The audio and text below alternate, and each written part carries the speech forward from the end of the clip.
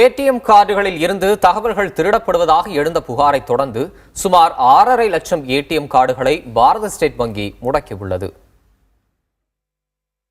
நாட்டின் மிகப்பெரிய வங்கியான பாரத ஸ்டேட் வங்கி ஏறக்குறைய 20 கோடி வாடிக்கையாளர்களை கொண்டுள்ளது. இந்த சூழலில் ஏடிஎம் கார்டுகளின் பின் நம்பரை மாற்றாத வாடிக்கையாளர்களின் ஏடிஎம் கார்டுகளை அந்த வங்கி முடக்கி வருகிறது.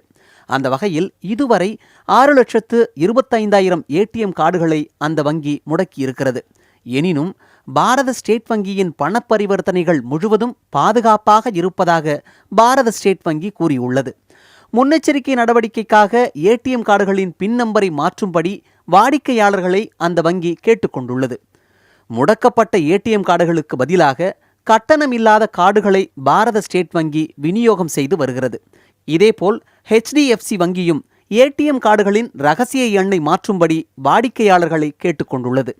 பிற வங்கிகளின் ஏடிஎம் இயந்திரங்களை பயன்படுத்துவதை தவிர்க்க வேண்டும் என்றும் HDFC கேட்டுக்கொண்டுள்ளது. இப்போ நடக்கிறது இது மாதிரியாக பல இடங்களில் முறைகேடு நடந்திருக்கு அப்படின்னு சொன்னா அதுக்கு அடிப்படையான காரணமே இந்த செலவை குறைக்க வேண்டும் என்று நிரந்தர ஊழியர்கள் செய்ய வேண்டிய இந்த வேலையை அட்டைகள் மூலமாக வெளியே கொடுத்து இந்த அனைத்து அட்டைகள் பராமரிப்புமே தனியார் நிறுவனங்களிடம் இன்றைக்கு வெளியேற்றம் செஞ்சிருக்கிறாங்க.